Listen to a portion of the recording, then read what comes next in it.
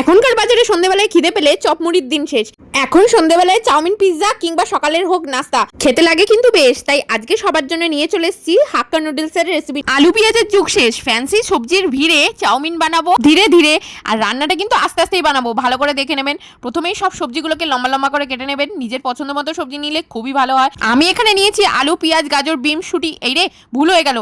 না না, তোমাদের সাথে করলাম একটু খুনসুটি। গল্প করতে করতে দেখো রান্না কত দূর এগিয়ে গেল। তারপরে সবশেষে দিয়ে দেবে ক্যাপসিকাম, কাঁচা লঙ্কা আর ক্যাবেজ, মানে বাঁধাকপি আর কি। না না, এই গরমে পাওয়া যাচ্ছে বাজারে এখনো বাঁধাকপি, করছি না কোনো ইয়ার্কি। দেখো বাঁধাকপি দেওয়ার পর এটাকে আবার তরকারি বানিয়ে ফেলো না, বেশ ক্রাঞ্চি রেখেই। তারপরে সবশেষে নুন, চিনি, গোলমরিচ গুঁড়ো আর দিয়ে দিচ্ছি হাক্কা নুডলস মশলা। আলু পেঁয়াজের চাউমিন হলে তাহলে কোনো দরকার নেই এইসব মশলার, কিন্তু হাক্কা নুডলস হলে একটুখানি লাল কালো সস আর তার সাথে দিতে হবে একটু ভিনিগার। সব দিয়ে ভালো করে মিশিয়ে দিয়ে দিতে হবে আমাদের সেদ্ধ করা চাউমিন। ব্যাস, আর কি, নেড়ে চেড়ে ঘন্ট পাকিয়ে দিলে তৈরি হয়ে গেল আমাদের হাক্কা চাউমিন। তারপর বাটি ভরে খাও হাক্কা চাও। দাঁড়িয়ে থাকো না, সাবস্ক্রাইবটা করে যাও।